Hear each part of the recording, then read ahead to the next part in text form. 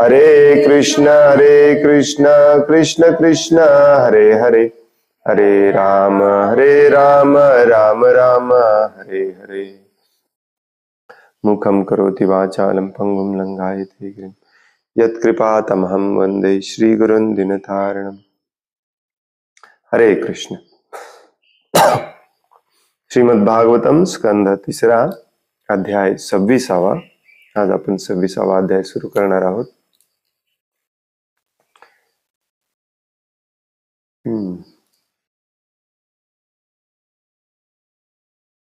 हे काढ थोडंस,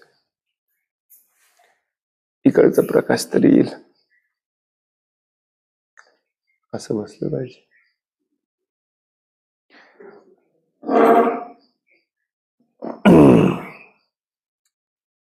श्लोक नंबर 1। श्री भगवान उवाच अथ ते संप्रवक्ष्यामि तत्त्वानां लक्षणं पृथक् यद्विदित्वा विमुच्येत पुरुषः प्रकृते गुणे। श्री भगवान उवाच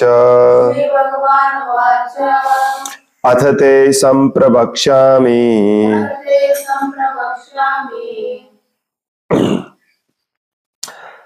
तत्त्वानां लक्षणं पृथक् यद्विदित्वा विमुच्येत पुरुषः प्रकृते गुणे। श्री भगवान उवाच अथ ते संप्रवक्ष्यामि तत्त्वानां लक्षणं पृथक् यद्विदित्वा विमुच्येत पुरुषः प्रकृतेर्गुणे। श्री भगवान उवाच अथ ते संप्रवक्ष्यामि तत्त्वानां लक्षणं पृथक् यद्विदित्वा विमुच्येत पुरुषः प्रकृतेर्गुणे।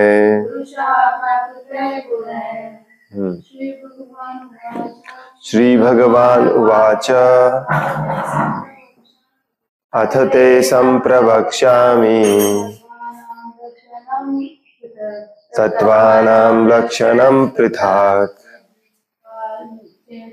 यद्विदित्वा विमुच्येत पुरुषः प्रकृतेर्गुणे।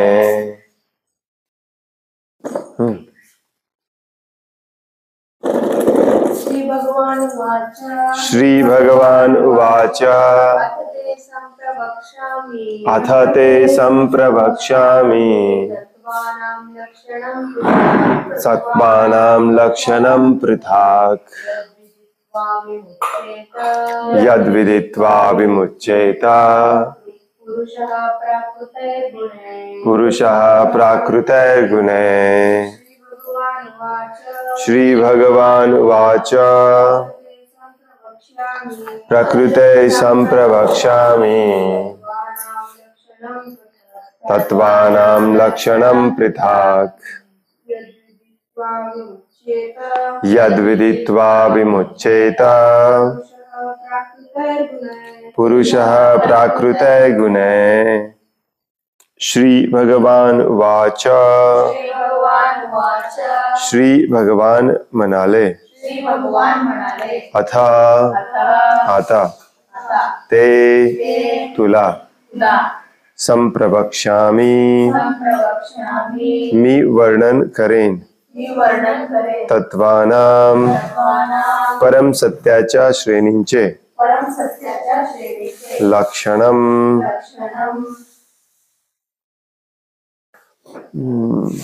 लक्षणे पृथक एकापाठोपाठ एक यत जी विदित्वा जाणून विमुच्येत मुक्त होऊ शकतो पुरुषः कोणताही पुरुष कोणताही मनुष्य प्रकृती भौतिक प्रकृतीच्या गुणांपासून भाषांतर आहे भगवान श्री कपिलदेव पुढे म्हणाले प्रिय माते आता मी तुला परम सत्याच्या विविध श्रेणींचे वर्णन करून सांगेन हे ज्ञान जाणून घेतल्याने कोणताही मनुष्य प्राकृतिक गुणांच्या प्रभावातून मुक्त होऊ शकतो आता आपण मागचा अध्याय संपवला ज्याचं नाव होतं भक्तिमय सेवेचे महात्म्य जो पहिला अध्याय होता आहे भगवान श्री कपिलदेव आपल्या मातेला भक्ती म्हणजे काय समजावून सांगण्यातला तो पहिला अध्याय होता त्या अध्यायामध्ये संक्षिप्त रूपामध्ये भक्तिमय सेवेचं टोटल महत्व सांगितलं कोणाला आठवतं त्या महत्वामधलं प्रमुख काय सांगितलं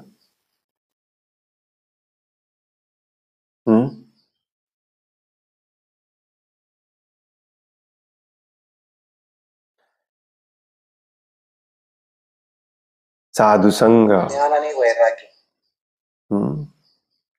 महत्वाची गोष्ट सांगितली ती म्हणजे भौतिक गुणांचा इंद्रियांचा संग सोडून दिला पाहिजे आणि कशाचा संग केला पाहिजे साधूंचा संग केला पाहिजे आणि मग समजावून सांगितलं साधू कोण असतो कसा असतो हो की नाही आणि मग समजावून सांगितलं साधूंच्या संघामध्ये करायचं काय इथपर्यंत सांगितलं आणि मग याची शेवट झाली होती ती कशामध्ये ज्ञान आणि वैराग्याशिवाय भक्ती शक्य नाही तर ह्यातलं ते जे ज्ञान आहे ते आता डिटेल मध्ये समजावून सांगणार आहेत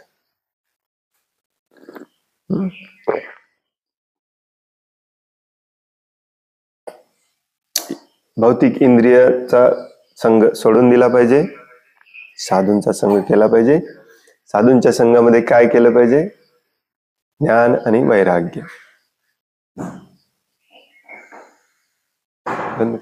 त्यातलं ज्ञान आता समजावून सांगतात त्या पहिल्या या अध्यायाचं नाव आहे भौतिक प्रकृतीची मूलभूत तत्वे अगदी बेसिक पासून सुरू करणार आहे तर आज आपण जे 2 श्लोक वाचणार आहोत त्यातला आता जो आपण रिसाइट केला त्यामध्ये लाईक इंट्रोडक्शन आहे भगवान श्री कपिलदेव म्हणाले प्रिय माते आता मी तुला परम सत्याच्या विविध श्रेणींचे वर्णन करून सांगेन हे ज्ञान जाणून घेतल्याने कोणताही मनुष्य प्राकृतिक गुणांच्या प्रभावातून मुक्त होऊ शकतो प्राकृतिक गुणांच्या प्रभावातून मुक्त होणे हे आपलं ध्येय आहे त्यासाठी आपल्याला हे माहिती असलं पाहिजे की आपल्याला प्राकृतिक गुणांनी बांधून ठेवलेलं आहे पुढचा श्लोक वाचतो मग दोन्हीचे तात्पर्य वाचूया पुढच्या श्लोकामध्ये भगवान कपिलदेव म्हणतात ज्ञानम निःश्रेयसार्थाय पुरुषस्य आत्मदर्शनम यदाहुर्ण वर्णने तत्ते हृदय ग्रंथी भेदनम थोडंफार मराठीमध्ये सेम शब्द आहेत ज्ञानम निःश्रेयसार निःश्रेयचा अर्थ असतो सगळ्यांच्या कल्याणासाठी रोज म्हणतो निःश्रेयसाय लोकस्य ज्ञान हे आत्मसाक्षात्काराचे अंतिम पूर्णत्व आहे पुरुषात्म दर्शनम भौतिक जगावरील आसक्तीची ग्रंथी ज्या ज्ञानाद्वारे भेदली जाते त्या ज्ञानाचे मी तुला आता वर्णन करेन हृदय ग्रंथी भेदनम. हे दोन्ही श्लोक जरी इंट्रोडक्शन टाइप असले या अध्यायाचे, तरी श्रील प्रभुपादांनी तात्पर्य दिलेला आहे, तो समजावून घेणे महत्वाचे आहे. प्रभुपाद भाषांतरामध्ये श्लोकामध्ये म्हटलेलं आहे हृदय ग्रंथी भेदनम, म्हणजे हृदयातली जी गाठ आहे ती छेदून काढते. हे भागवतम मध्ये 1-2-3 वेळा येतं हृदय ग्रंथी भेदनम, हो की नाही. आणि तिथे देखील प्रभुपाद वेगवेगळ्या पद्धतीने याचं स्पष्टीकरण देतात. इथे देखील हृदय ग्रंथीचा अर्थ काय दिलेत, भौतिक जगावरील आसक्तीची ग्रंथी, म्हणजे गाठ जी हृदयात आपण बांधून ठेवलेली आहे, भौतिक जगावरील आसक्तीची गाठ ती भेदायची आहे, ती कापून काढायची. त्याच्यासाठी ज्ञान महत्वाचं आहे. कशाचं ज्ञान महत्वाचं आहे? मागे कुठे हा शब्द आला हृदय ग्रंथी? हृदय ग्रंथी राहू. 5व्या स्कंदामध्ये वृषभदेव म्हणतात स्त्री आणि पुरुषांमधला हा जो संबंध आहे तीच सगळ्यात मोठी गाठ आहे.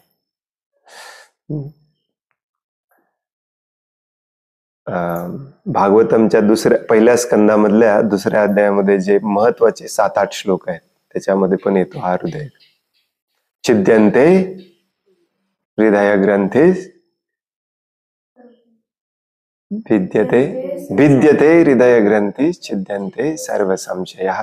हे श्रीमद भागवतमचं काम आहे.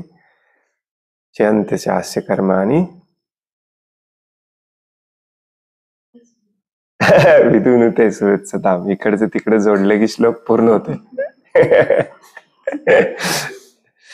भागवतमचं महत्व, श्रीमद भागवतमचं महत्व पहिल्या स्कंदातील 2ऱ्या अध्यायामध्ये सांगताना देखील सूत गोस्वामी म्हणतात की श्रीमद भागवतमचं काम आहे हृदयातली गाठ छेदून काढणे. म्हणजेच ज्ञान आहे श्रीमद भागवतम. श्रीमद भागवतमने पण हृदयातली ही गाठ, कशाची गाठ? भौतिक जगावरील आसक्तीची गाठ. आणि तिथे काय म्हणतात श्रील प्रभुपाद? कशाची गाठ म्हणतात तिथे? हृदय छिद्यन्ते सर्व संशयामध्ये कोणाला आठवतंय?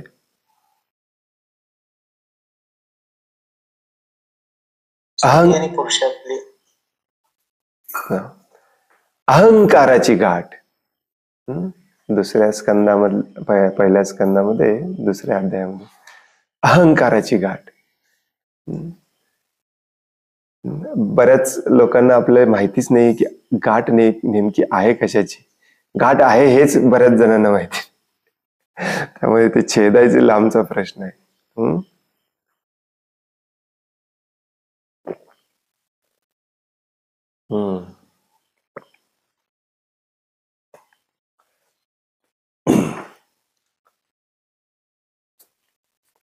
इंग्लिश मध्ये म्हटलं जातं understanding question is understanding half the solution. Problem आपला कळाला आपल्याला की अर्ध उत्तर मिळते. गाठच कशाची आहे माहिती नसेल तर ते छेदायचा प्रयत्न काय करतोय आपण? हवेत तलवार मारणार आपण. प्रभूची गाठ काय तुटत नाही, घाट सापडतच नाही, तुटायचं. कारण आपल्याला मान्य करायचं नाही आहे की आपल्या हृदयामध्ये आपण हे भौतिक जगातल्या सगळ्या आसक्तीची गाठ मारून ठेवलेली आहे. आणि त्यातली सगळ्यात मोठी गाठ असते आपलं कुटुंब, स्त्री पुरुषांमधलं हे संबंध, त्यातून निर्माण झालेलं कुटुंब.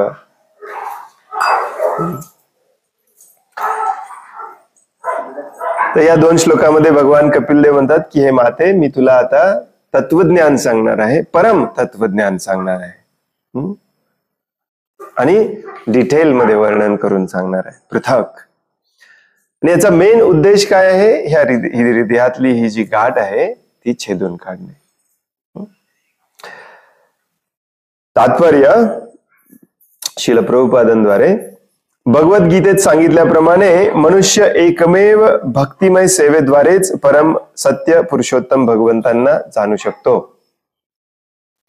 भक्त्या माम अभिजानाति. श्रीमद भागवतमात सांगितलेले आहे की भक्ती मार्गाचे ध्येय माम अर्थात श्रीकृष्ण हेच आहे. आणि चैतन्य चरितामृतात ही म्हटले आहे की श्रीकृष्णांना जाणून घेणे म्हणजेच त्यांना त्यांच्या अंतरंगा शक्ती, बहिरंगा शक्ती, विस्तार आणि अवतारांसहित साकार रूपात जाणून घेणे. बऱ्याचदा आपण कन्फ्यूज होतो की अध्यात्म ज्याला म्हटलं जातं, भारतीय लोक विशेष करून भारतामध्ये बरेच लोक अध्यात्माच्या मार्गावर येतात आणि बऱ्याचदा आपल्याला ही मिक्स मसाला खिचडी दिसून येते अध्यात्माच्या मार्गामध्ये. कोणी या मार्गाने चाललंय, कोणी त्या मार्गाने चाललंय. याचं मेन कारण असतं ते म्हणजे ध्येयच माहिती नाही आपल्याला. एक चांगली गोष्ट आहे ती म्हणजे हिंदू धर्मामध्ये कितीही जाती, प्रजाती, धर्म, पंथ असले तरी प्रत्येक जण भगवद्गीतेला मानतो. वेल, निदान एवढं मानतो की भगवद्गीता आमचा ग्रंथ आहे. मग एक दिवस उघडून वाचा पण, होय नाही. माम हा शब्द खूप महत्वाचा आहे कारण पदोपदी भगवंत सांगतात माम, मी, अहम, मी, माम. म्हणजे मी उद्देश आहे, मला जाणून घ्यायचं आहे. वेदैश्च सर्वे अहम एव. सर्व वेदांचा उद्देश आहे मला जाणणे. शरण कोणाला जायचंय? मला शरण जायचंय.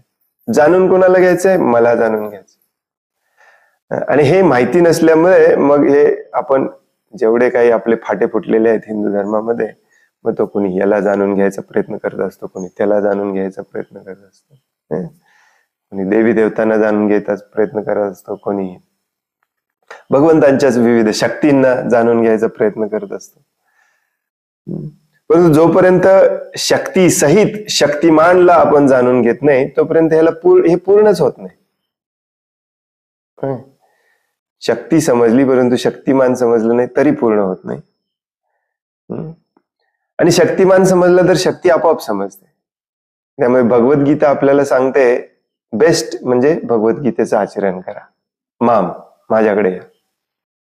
ज्ञात्वा माम, किती वेळा म्हटलेलं आहे भगवद्गीतेमध्ये? ज्ञात्वा माम, जो मला अशा प्रकारे जाणतो. मामेव ये प्रपद्यन, जो मला अशा प्रकारे शरण येतो. आणि बरेच लोक भगवद्गीता वाचून भगवद्गीतेवरती स्वतःचं भाष्य लिहून देखील हा पॉइंट चुकतात. कसं काय? अमेझिंग आहे नाही? इतक्या हजार वेळेला 700 श्लोक आहेत, परंतु अतिशयोक्ती रूपात म्हणायला गेले तर 1000 वेळेला भगवंत म्हणतात माम माम माम माम माम. मन मना भव मद भक्त मध्याजी माम नमस्करू. कसं काय चुकवू शकतो आपण हा मुद्दा? कारण आपल्याला मान्य करायचं नाही. रोजच्या जीवनामध्ये देखील आपल्या समोर येऊन कोणी माम म्हणत असेल आपल्याला ती सहन होत नाही. होतं का सहन? सिंपलची गोष्ट असू दे. काही काही लोकांची अशी हे असते, खुर्ची कोणाची आहे? माम. घरातली देखील बरं का. घरात सोफा असतो 2+1, एक मोठा सोफा, 2 छोटे सोफे. त्यात पण आपलं ठरलेलं असतं मी या सोफ्यावर या कडेलाच बसणार, कारण ती जागा कोणाची आहे? माम, माझी. आणि हे जनरली आपण मान्य करायला तयार नसतो. म्हणून भगवद्गीता वाचली, श्रवण केली, हिंदू धर्मात जन्माला आलो तरी आपल्याला या पॉइंटला यायचं नसतं की भगवान श्रीकृष्ण हेच परम सत्य आहे आणि त्यांना मला शरण जाणे हा जीवनाचा उद्देश आहे. आणि हेच ज्ञान आहे. ऍक्च्युली ज्ञान इथं संपतं, फुल स्टॉप. परंतु दुर्दैवाने हे समजावून सांगावं लागतं डिटेलमध्ये. भगवान कपिल देवांना पण समजावून सांगावं लागतं. श्रीकृष्णांना जाणून घेण्याच्या ज्ञानाचे अनेक विभाग आहेत, वेगवेगळे मार्ग आहेत, विभाग आहेत. सांख्य तत्वज्ञान या भौतिक जगात बद्ध झालेल्या जीवांसाठी विशेष अत्वाने आहे. सांख्य तत्वज्ञान, सांख्यचा अर्थच आहे डिटेल मध्ये. हे सामान्यतः परंपरेद्वारे भक्तिमय सेवेचे विज्ञान म्हणून जाणले जाते. यस, ज्ञान डिटेलमध्ये जाणून पण घ्यायचं आहे आपल्याला, परंतु त्याची विधी आहे परंपरेद्वारे, म्हणजे गुरु शिष्य परंपरेमध्ये सेवा करून भक्तिमय सेवेद्वारे हे विज्ञान जाणून घेतलं जातं. भक्तिमय सेवेच्या प्राथमिक अभ्यासाचे पूर्वीच वर्णन करण्यात आले आहे मागच्या अध्यायामध्ये. आता भक्ती मार्गाचा विश्लेषणात्मक म्हणजे डिटेलमध्ये अभ्यास भगवंत वर्णन करतील. अशा पृथक्करणात्मक अभ्यासाने, विश्लेषणात्मक, पृथक्करणात्मक, आपल्याला असं वाटायला लागते की आपण महाराष्ट्रात जन्मलोय. दुर्दैवाने कॉन्व्हेंट शाळा शिकून शिकून पृथक्करणात्मक म्हणजे वेगळं वेगळं, सेपरेट करून आता सांगणार आहे. मनुष्य प्राकृतिक गुणांच्या प्रभावातून मुक्त होतो असे भगवंत म्हणतात. याच विधानाची भगवद्गीतेत देखील पुष्टी करण्यात आली आहे. ततो माम तत्वतो ज्ञात्वा, 14व्या अध्यायामध्ये भगवंत म्हणतात, जो कोणी हे जाणतो तो प्राकृतिक गुणांच्या परे जाऊ शकतो, पलीकडे जाऊ शकतो. बरेच मुनींनी आजपर्यंत हे केलेलं आहे. भगवंत मार्केटिंग करतात, मी खोटं सांगत नाही, बऱ्याच जणांनी ऑलरेडी केलेलं आहे. विविध श्रेणींनुसार भगवंतांना जाणून घेतल्याने मनुष्य भगवत धामात प्रवेश करण्यास पात्र होतो, हेही या श्लोकात वर्णिले आहे. सांख्य तत्वज्ञानातील भक्तिमय सेवेचे विज्ञान जाणून घेतल्याने मनुष्य प्राकृतिक गुणातून मुक्त होऊ शकतो. प्राकृतिक गुणांच्या प्रभावातून मुक्त झालेला शाश्वत आत्मा नंतर भगवत धामात प्रविष्ट होण्यास पात्र होतो. भौतिक प्रकृतीचा भोग घ्यावयाची वा तिच्यावर प्रभुत्व गाजवण्याची तीळ मात्र ही इच्छा मनुष्यामध्ये असते, तोपर्यंत तो प्राकृतिक त्रिगुणांच्या प्रभावातून मुक्त होण्याची सुतराम ही शक्यता नाही. सुतराम ही म्हणजे आपल्या बोलीभाषेत आपण म्हणतो सुता एवढी. आजकाल लोकांना हे समजावून सांगायचं खूप कठीण काम, कारण हे कोण वापरतच नाही आजच्या रोजच्या मराठीमध्ये. सुता एवढी म्हणजे पूर्वी सूत म्हणजे सगळ्यात बारीक हे समजलं जायचं, धाग्यातलं पण बारीक. मग कोणी एखादं कापड मागत असेल तर म्हटलं जायचं, तुला सुता एवढा पण कापड देणार नाही. तसं इथे मला इंग्लिशमध्ये काय वापरलेत प्रभुपाद माहिती नाही, परंतु ठीक आहे, चांगलं भाषांतर केलंय. भौतिक प्रकृतीचं लक्षपूर्वक ऐका बरं का, हे खूप महत्वाचं आहे. आणि हेच बऱ्याच भक्तांना हेच लक्षात येत नाही. सगळं करून हेच शेवटी लक्षात येत नाही. भौतिक प्रकृतीचा भोग घ्यायची किंवा तिच्यावर प्रभुत्व गाजवण्याची तीळ मात्र जरी इच्छा आपल्या मनामध्ये असेल, तीळ मात्र हे अलंकारिक भाषा आहे, परंतु ऍक्च्युली तिळाच्या पेक्षाही बारीक इच्छा असेल तरी आपण तीन गुणांच्या प्रभावातून मुक्त होऊ शकत नाही. हे युनिव्हर्सल ट्रूथ आहे. आणि हे बरेच भक्तांच्या पल्लेच पडत नाही. ऍक्च्युली त्यांना वाटतंय की थोडस चालतंय असलं तरी, थोडस प्रभूजी थोडस, कधी कधी पटलेलं असते हे की तीळ मात्र ही इच्छा ठेवून चालणार नाही, परंतु आपली इच्छा मग वेगळ्या पद्धतीने आपण समजावून सांगायचा प्रयत्न करतो. नाही, माझी काही भौतिक जगात अजिबात इच्छा नाही, पण आता कुटुंब आहे, आता मुलं आहेत, काय करणार, करायला लागते वगैरे वगैरे वगैरे. हजार कारणं आपल्याला डोळ्यासमोर येतात भौतिक सुखासाठी परत प्रयत्न करायचे. आणि आपण हे फक्त कारण देण्यामध्ये एक्सपर्ट झालोय, बस दुसरं काहीही करत नाही.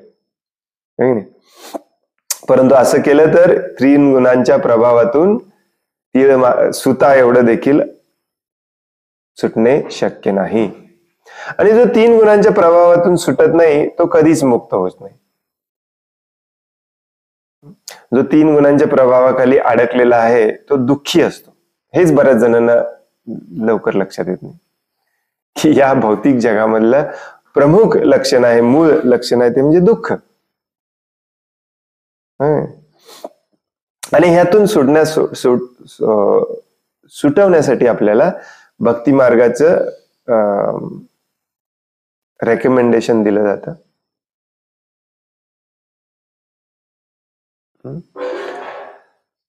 आणि मग आपल्याला लवकर कळत नाही की भक्ती मार्ग आपल्याला सुचवला आहे यातून बाहेर पडण्यासाठी, परंतु तो ऍक्च्युली एक्झॅक्टली आहे काय? बऱ्याच जणांचे बरेच कल्पना आहेत भक्तीच्या. कोणी साईबाबाचा भक्त आहे, कोणी सत्य साईबाबाचा भक्त आहे, कोणी आपल्या पत्नीचा भक्त आहे, कोणी कुत्र्याचा भक्त आहे. भक्ती एक्झॅक्टली असते काय? मग आता हे थोडस मी समजावून, कधी कधी आपण वाचतो भगवद्गीतेमध्ये की पूर्णपणे शरण जावा, माझी प्रीतीपूर्वक सेवा करा, मी तुम्हाला ज्ञान देतो, काही वाचायची गरज नाही, काही समजावून घ्यायची गरज नाही, कुठे जायची गरज नाही. असं असताना पुन्हा पुन्हा आपण मग डिटेलमध्ये वाचतो का? डिटेलमध्ये त्याचं पृथक्करण, आता जसं म्हणलं पृथक्करण म्हणजे तोडून फाडून विश्लेषण करून समजावून घ्यायचा प्रयत्न का करतोय?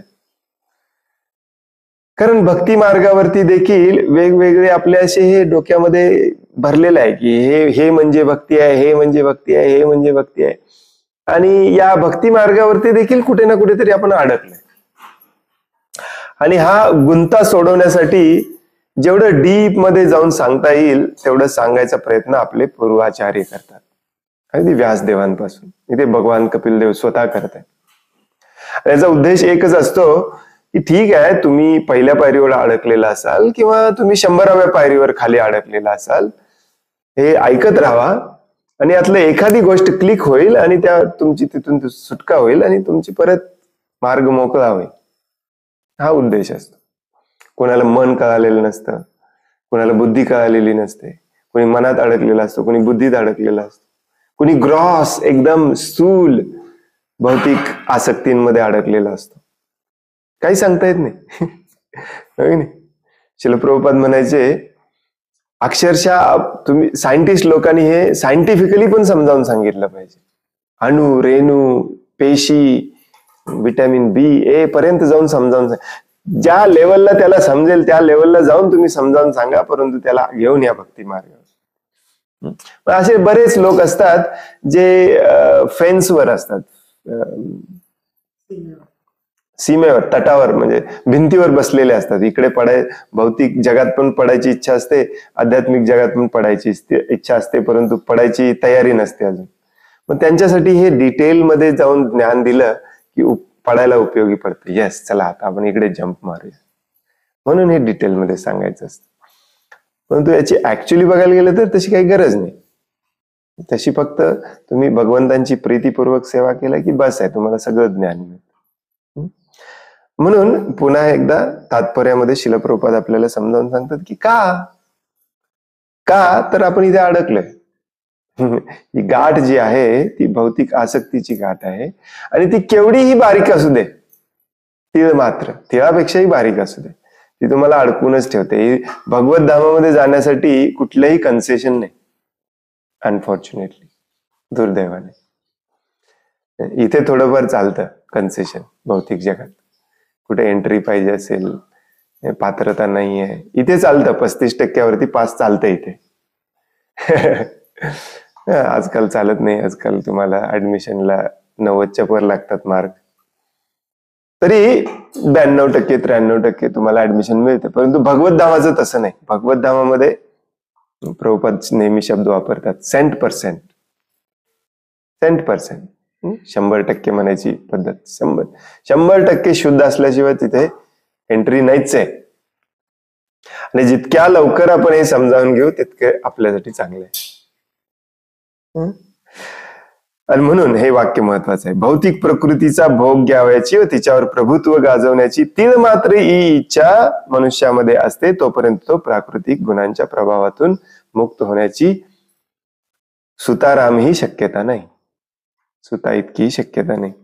आणि यासाठीच कपिल देवानी सांख्य तत्वज्ञानामध्ये सांगितलेले विश्लेषणात्मक अध्ययन करून मनुष्याने भगवंतांना जाणून घेतले पाहिजे.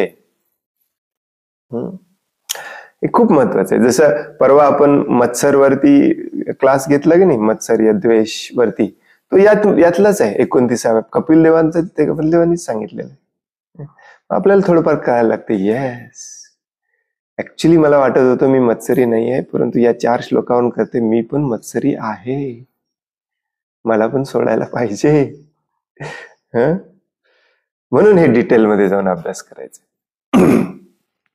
त्यामुळे नुसतंच भावनिक होऊ नका, ज्ञान पण गरजेचं आहे.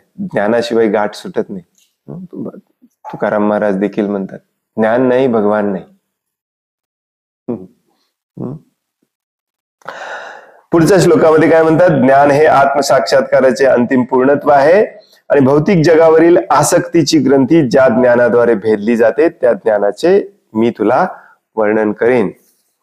प्रभुपाद काय म्हणतात तात्पर्यामध्ये, विशुद्ध आत्म्याच्या योग्य ज्ञानाने किंवा आत्मसाक्षात्काराने मनुष्याची सांसारिक आसक्तीतून मुक्ती होऊ शकते असे म्हटले आहे.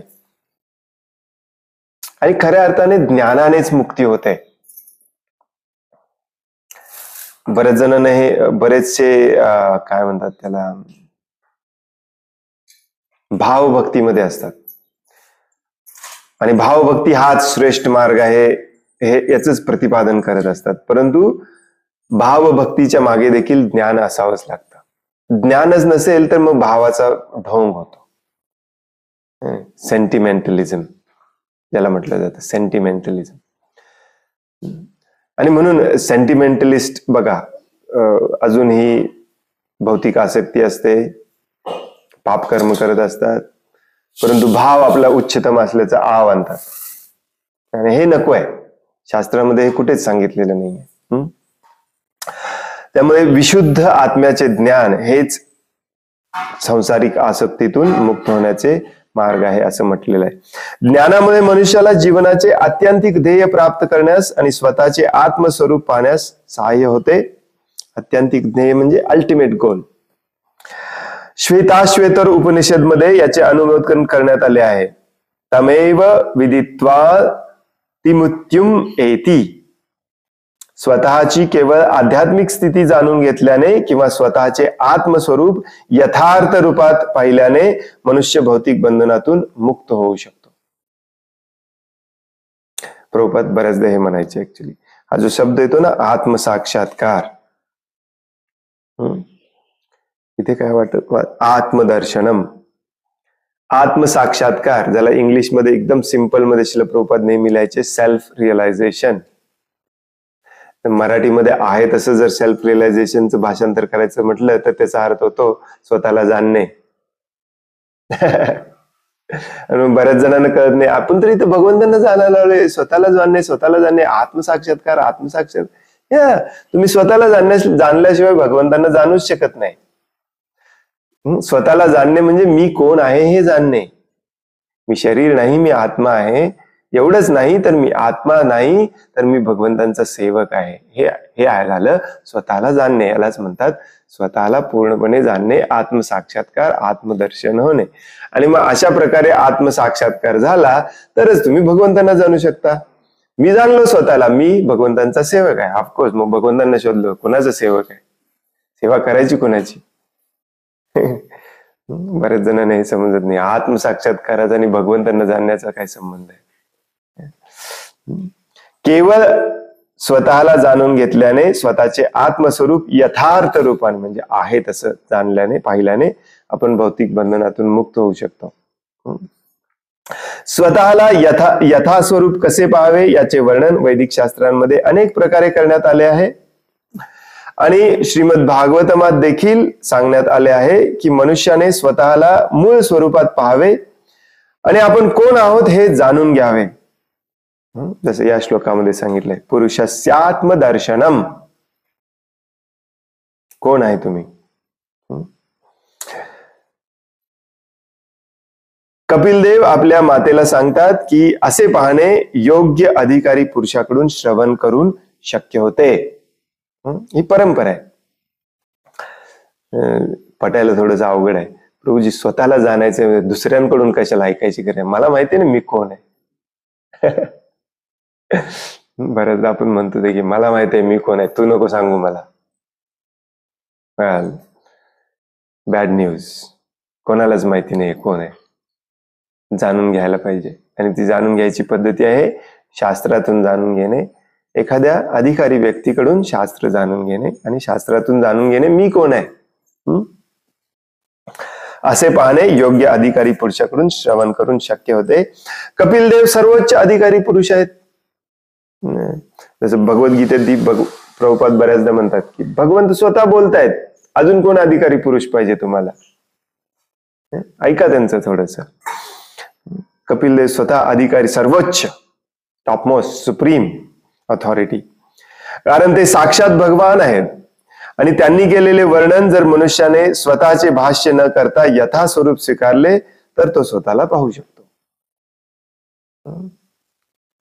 बऱ्याचदा आजचा मेसेज पण प्रभुपादांचा तोच आहे बघा. बदल करू नका, जे आहे ते सांगा. स्वतःच्या मनाने निर्माण करू नका भक्ती अशी असते तशी असते. कपिल देव टॉपमोस्ट अधिकारी आहेत. भगवान श्रीकृष्ण भगवद्गीतेमध्ये टॉपमोस्ट, सर्वोच्च, सुप्रीम अधिकारी या नात्याने आपल्याला सांगत आहेत. आणि ते जर आपण आहे तसं ऐकलं, पुढे आहे तसं सांगितलं तर स्वतःची पण प्रगती होणार, दुसऱ्याची पण प्रगती होणार. आणि मॅक्झिमम वेळेला अध्यात्म मार्गामध्ये आलेल्यांची पण प्रगती होत नाही आणि ते कन्फ्युज्ड असतात, कारण हे बऱ्याचदा बदलून सांगितलं जातं.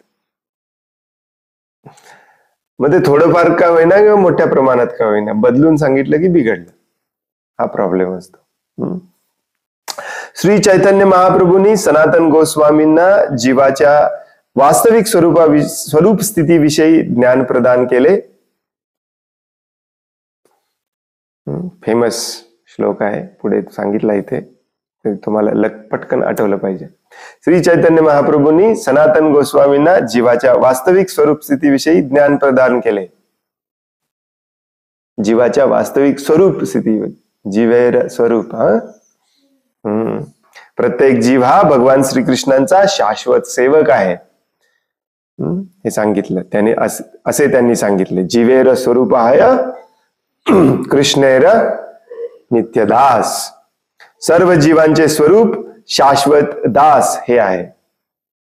हे जाणणे म्हणजेच स्वतःला जाणणे, हे जाणणे म्हणजेच स्वतःला पाहणे, यालाच आत्मसाक्षात्कार म्हटलं जातं.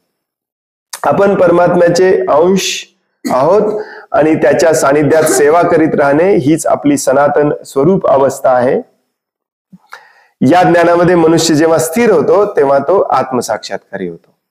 यस, मी भगवंतांचा सेवक आहे आणि यस, मला भगवंतांची सेवा केली पाहिजे, हे जेव्हा ठामपणे पटतं, नो मोर काय म्हणायचं याच्यावर, या अवस्थेपासून पुन्हा विचलित होणे नाही, जेव्हा हे पूर्णपणे पटतं त्यालाच म्हणायचं आत्मसाक्षात्कार. स्वतःचे स्वरूप अचूकपणे जाणून घेण्याची अशी स्थिती भौतिक आसक्तीची ग्रंथी छेदून टाकते. आणि हेच ज्ञान हृदयातली गाठ छेदून टाकायचं काम करते, कापून टाकायचं काम करते. हृदय ग्रंथी भेदनम. मिथ्या अहंकाराने व भौतिक जगाशी आणि देहाशी मिथ्या तादात्म्य केल्याने मनुष्य मायेच्या पाशात बद्ध होतो. पुन्हा एकदा बेसिक, मिथ्या अहंकाराने. मिथ्या अहंकार म्हणजे खोटा अहंकार. खोटा अहंकार म्हणजे स्वतःला शरीर समजणे, हे बेसिक अहंकार असतो आपला. अजून अहंकार खूप सारे आहेत, मी इंजिनियर आहे, मी हे आहे, मी ते आहे, वगैरे वगैरे. परंतु बेसिक अहंकार आपला हाच आहे की मी शरीर आहे. इथूनच अहंकार सुरू झालेला असतो आणि म्हणूनच याला खोटा अहंकार म्हणलेला आहे. मग खरा अहंकार कसला असतो? त्याच्या विरुद्ध बरोबर खरा अहंकार, मी आत्मा आहे, हा खरा अहंकार. बऱ्याच जणांना कन्फ्युज होतं की खरा अहंकार, खोटा अहंकार, हा काय प्रकार आहे. अहंकार असला पाहिजे. या ज्या गोष्टी आहेत, क्रोध, अहंकार, हे सगळं भगवंतांना हे मध्ये आहे म्हणून आपल्यामध्ये आहे, आपण त्यांचे अंश आहोत. हे काय आपल्यामध्ये नवीन येत नाही, फक्त ते आपल्यामध्ये विकृत स्वरूपात आता बाहेर पडते, म्हणून त्याला खोटा अहंकार म्हटला जातो. मग जिथे खोटा अहंकार आहे तिथे खरा अहंकार पण असला पाहिजे, जो चांगला आहे. तो आहे मी आत्मा आहे. वाव, यस, मी आत्मा आहे. माझं काम काय आहे? मग माझं काम आहे भगवंतांची सेवा करणे, नित्य, शाश्वत. अहंकार, तादात्म्य. तादात्म्य म्हणजे आयडेंटिफाय करणे स्वतःला. असं जो करत जातो, खोटा अहंकार आणि खोटा तादात्म्य, खोटी आयडेंटिटी निर्माण करतो की मी शरीर आहे, आणि मग शरीराशी संबंधित जे काही आहे ते सगळं मी माझं व्हायला सुरुवात होतं, अहम ममेती सुरू होतं, मग तो भौतिक जगामध्ये अडकतो, बद्ध होतो. परंतु आपण भगवंतांप्रमाणेच चैतन्यमय असल्याने गुणात्मक दृष्ट्या त्यांच्याशी एकरूप आहोत आणि सेवा करणे हीच आपली नित्य स्वरूप अवस्था आहे, हे जेव्हा तो जाणतो तेव्हा त्याला आत्मदर्शनम आणि हृदय ग्रंथी भेदनम अर्थात आत्मानुभूती होते.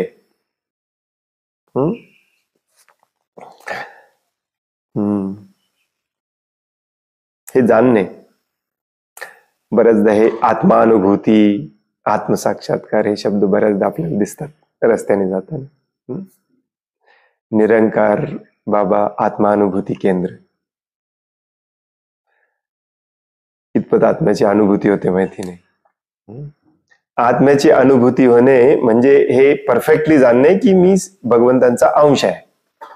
अंश या नात्याने भगवंतांचे सारे गुण माझ्यामध्ये असले पाहिजेत, सूक्ष्म स्वरूपात का होईना असले पाहिजेत. म्हणजेच मी पूर्णपणे सद्गुणी असलं पाहिजे, पाप पूर्णपणे बंद केलं पाहिजे, आणि एक अंश या नात्याने पूर्णाची सेवा करणे हे माझं प्रथम आणि एकमेव कर्तव्य आहे.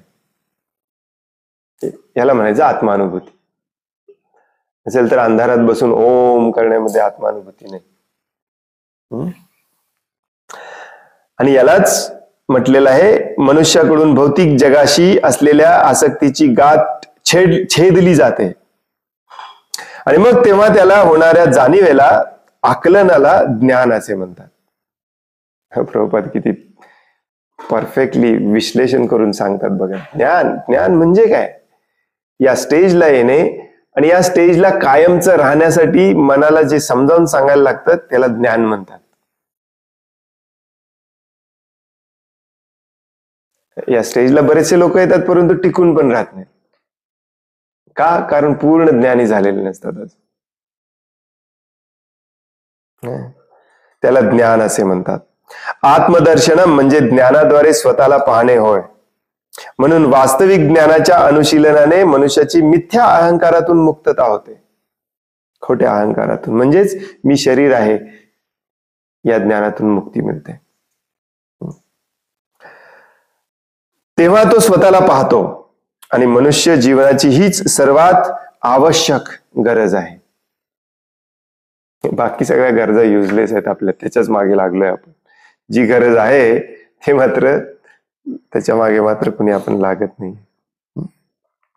अशा प्रकारे आत्मा भौतिक जगाच्या 24 घटकांच्या बंधनातून मुक्त होतो. थोडस डिटेल. 24 घटक, 24 घटक भगवद्गीतेत पण सांगितले. आपल्याला काही लक्षात ठेवायचे नाही. हे भगवान कपिल देव आता जे डिटेलमध्ये पृथक्करण फाडून सगळं वेगळं करून डिटेलमध्ये सांगणार आहेत आपल्याला. याचा अर्थ असा नाही की आपल्याला NEETची परीक्षा द्यायची आहे, जेईची परीक्षा द्यायची नाही.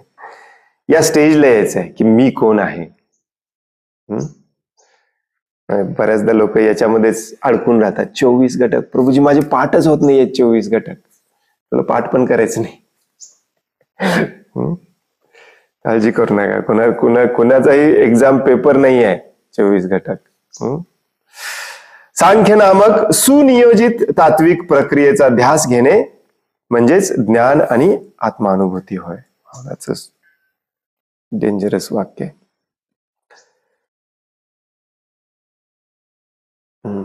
Pursuit of the systematic philosophical process called Sankhya is called knowledge and self-revelation. English मध्ये पण पॉवरफुल वाक्य.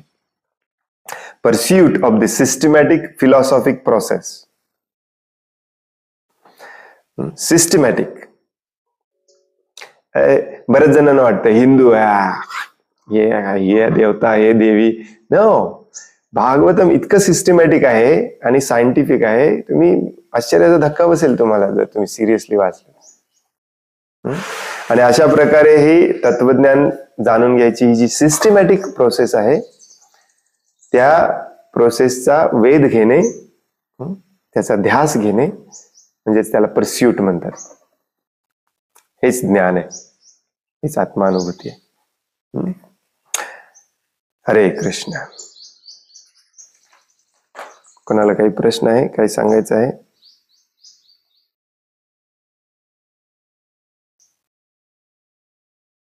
येस. ज्ञानाने. आत्ताच वाचलो आपण, आसक्तीची गाठ कशी तोडायची? ज्ञानाने. नाही, ज्ञान म्हणजे काय की मी कोण आहे, आणि मग मी हा आहे तर मी असा का वागत आहे, मला बंद केलं पाहिजे. त्यालाच म्हणायचं ज्ञान, सिंपल भाषेमध्ये. आपल्याला बऱ्याचदा हे ज्ञान मिळतं, परंतु त्याचं विज्ञानामध्ये रूपांतर होत नाही.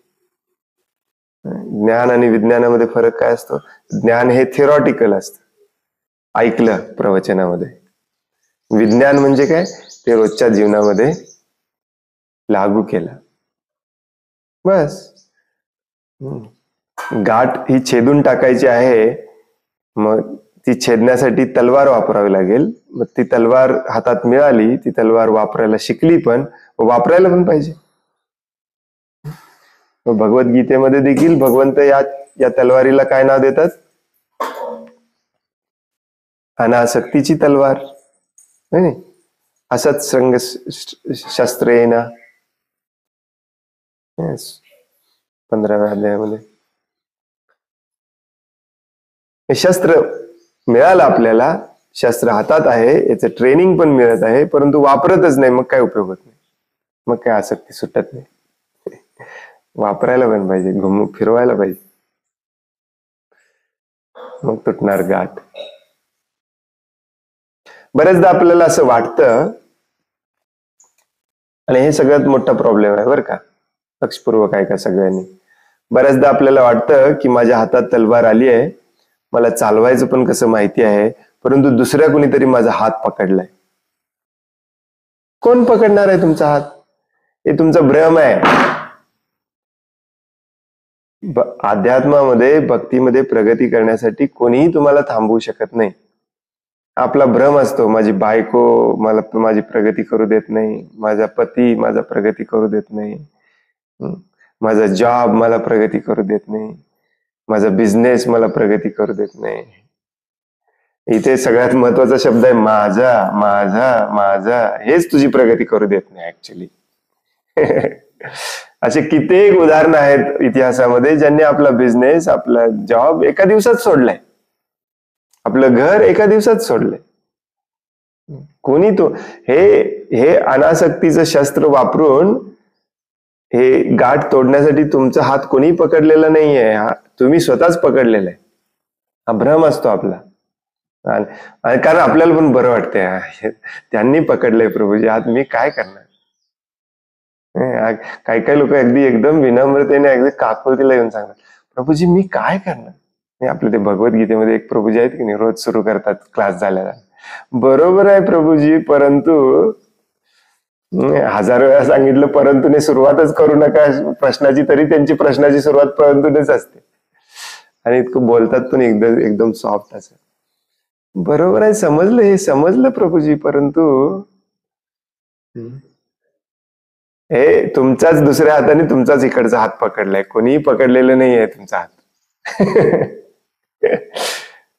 हे लक्षात घेतलं पाहिजे. दृढ निश्चयी झालं पाहिजे. Determination, very very very important, अत्यंत अत्यंत अत्यंत महत्वाचा गुण असतो भक्ताचा, दृढ व्रता, दृढ निश्चय, डिटर्मिनेशन. जो दृढ निश्चयी होत नाही तो काहीच करू शकत नाही अध्यात्मात, काय जीवनाच्या कुठल्याही भागामध्ये. हो नाही, तुम्हाला कुठली कंपनी चालू करायची आहे, कुठल्या शर्यतीत भाग घ्यायचा आहे, दृढ निश्चयी नसाल तर काय करणार तुम्ही?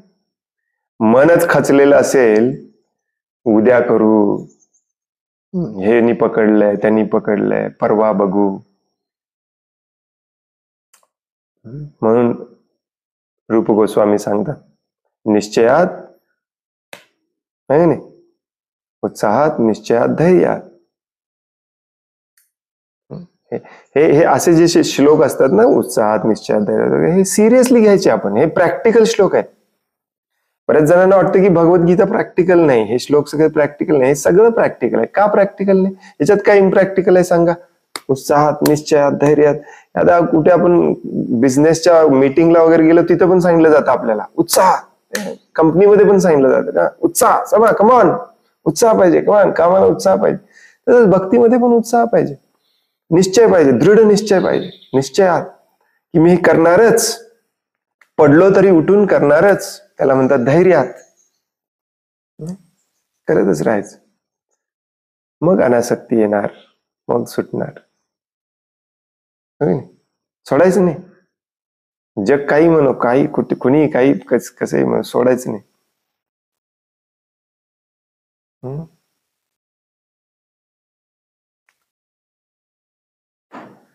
हरे कृष्ण.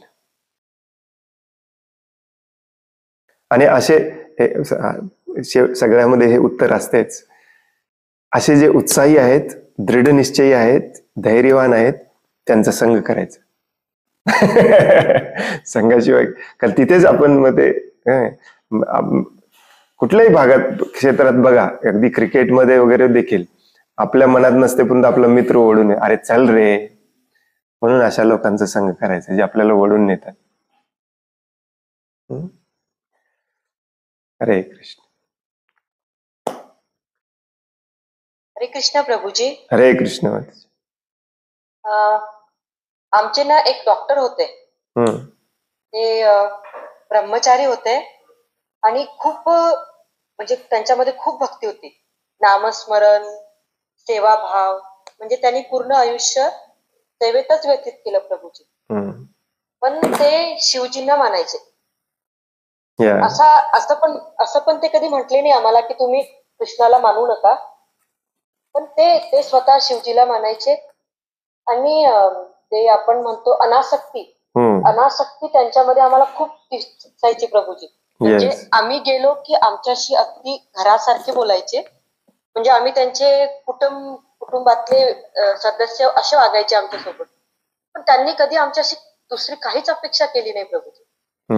आणि त्यांचा जो मृत्यू झाला तो पण म्हणजे अगदी असं हुतात्म्याचा, महान आत्म्याचा होतो तसा झाला. म्हणजे त्यांनी समाधी घेतली प्रभूजी, म्हणजे वेळ ठरवून त्यांनी प्राण त्यागले आणि जगताना एकदम नॉर्मल लाईफ जगले, नॉर्मल मनुष्यासारखे. आणि ते म्हणजे या आध्यात्मिक जगात यायला ते आमच्यासाठी खूप महत्वाचे ठरले. म्हणजे कायम आम्ही त्यांच्याकडे गेलो की ते आम्हाला हेच सांगायचे, नामस्मरण, समर्पण, हेच शिकवायचे. पण त्यांनी कधी असं फोर्स केला नाही प्रभूजी की तुम्ही हेच फॉलो करा किंवा हे करू नका.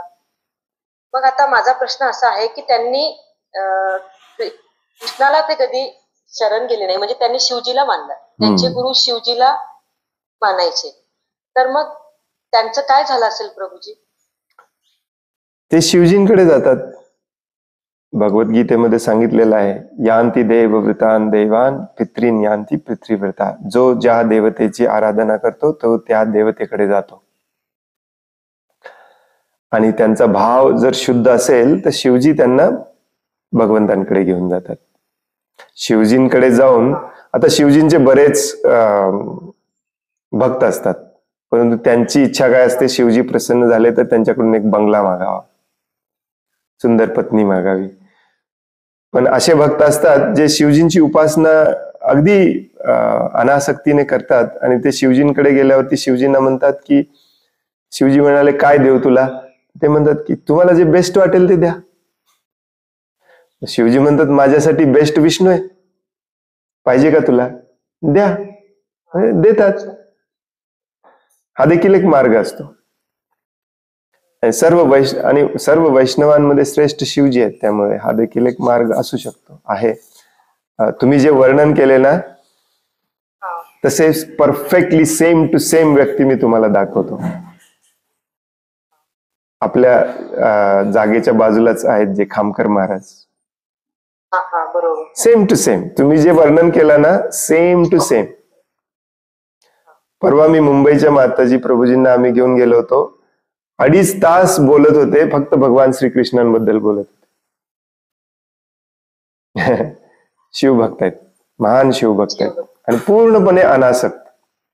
प्रभुपादांचं सगळं पाळतात. तर बघितल्यावर त्यांच्याकडे वाटतं की प्रभुपादांना भेटले होते की काय. अमेझिंग काही पर्सनॅलिटीज असतात. शास्त्र असं सांगतं की या लोकांनी पूर्वजन्मामध्ये सगळी यज्ञ तपस्या ज्ञान घेतलेलं असतं, त्यामुळे त्यांना या जन्मात घ्यायची गरज नसते आणि ते जातात भगवत धामात. ऍक्च्युली असे बरेच उदाहरण आहेत. हनुमानजी, बरेचसे लोक हनुमानजीचे भक्त असतात. आता यातले काही उद्धट असतात, काही चांगले असतात. उद्धट कोण असतात? मी कोणाला दुसऱ्याला मानत नाही. चांगले कोण असतात? जे मान्य करतात की हनुमानजींचे स्वामी आहेत, प्रभू आहेत, प्रभू रामचंद्र, त्यामुळे ते माझे पण स्वामी आहेत. परंतु मी हनुमानाचं भक्त आहे, कारण मला हनुमानाची सेवा करायला आवडते. त्यामुळे हा भाव शुद्ध असणे गरजेचे आहे. हा अहंकार, मग परत मिथ्या अहंकाराला, मी शिवजीचा भक्त आहे, शिवजीच भगवान आहे, तुमचा कृष्ण भगवान नाही, असे बोलणारे पण हजारो भेटतात आपल्याला आता या जगामध्ये. त्यांनी ते जाणलेलंच नसतं. परंतु जे खऱ्या अर्थाने भक्तिभावामध्ये असतात, जे खऱ्या अर्थाने शुद्ध भावामध्ये असतात, ते हे जाणतात की मी भगवंतांच्या भक्ताची उपासना करतोय. आणि काही काही लोकांमध्ये हा पण भाव असतो की मी भगवंतांची भक्ती करण्याइतपत अजून प्रगत झालो नाही, त्यामुळे मला भगवंतांच्या भक्ताचीच सेवा करू दे, तो भक्त मला घेऊन जाईल भगवंतांपर्यंत, याची मला गॅरंटी आहे. हा हीन भाव पण असणे गरजेचं आहे. त्यामुळे असे जे शुद्ध भावनेतले लोक असतात ते 100% भगवंतांपर्यंत जातात, कारण शिवजी त्यांना घेऊन जातात, हनुमानजी त्यांना घेऊन जातात. हनुमानजींची भक्ती जर तुम्ही भौतिक सुखासाठी करत असाल, हनुमानजी म्हणा अरे मलाच घरदार नाही, मी प्रभू रामचंद्रांची भक्ती करत ठेवतो, मी काय देऊ तुला, जे बेस्ट आहे ते माग माझ्याकडे, प्रभू रामचंद्रांची भक्ती, चल देतो मी तुला. तर ही त्यांची नेक्स्ट स्टेप असते. त्या शुद्ध भावनेमध्ये जर ते असतील तर ती त्यांची नेक्स्ट स्टेप असते.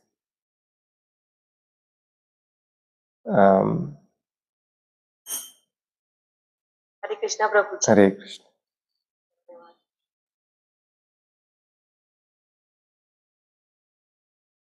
तुम्ही जे वर्णन करताय ना, खरं तुम्ही आता नेक्स्ट टाइम आपण गेलो ना, तुम्ही एक अर्धा एक तास त्यांना ऐकण्यामध्ये पण घालवा. एक खामकर महाराज जे आहेत ना आमच्या इथले खालचे, मी इतक्या वेळेला गेलो, इतक्या वेळेला बसून ऐकले तरी त्यांच्याबरोबर बसून असं ऐकतच बसावंसं वाटतं. Amazing personality. त्यांनी माझा कधी द्वेष केला नाही, मी कृष्ण भक्त आहे म्हणून, आणि माझ्या मनात तीळ मात्र आजपर्यंत कधी आलं नाही त्यांचा द्वेष करण्यासारखं. ते शिवभक्त आहेत म्हणून. अमेझिंग असे अमेझिंग पर्सनॅलिटीज असतात या जगामध्ये. त्यांचा आपण संग केला पाहिजे, जास्त संग केला पाहिजे.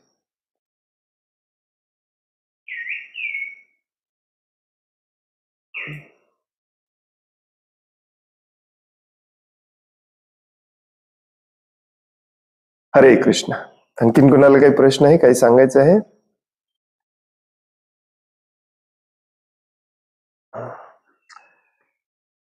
खूप खूप धन्यवाद. वांछा कल्पतरोभयश्च कृपा सिंधुभ्य एव च पतितानां पावनेभ्यो वैष्णवेभ्यो नमो नमः. अनंत कोटि वैष्णव वृंद की जय. वैष्णव ठाकुर शिल प्रभुपाद की जय. ग्रंथराज श्रीमद् भागवतम की जय. हरे जय. हरे कृष्ण. हरे कृष्ण.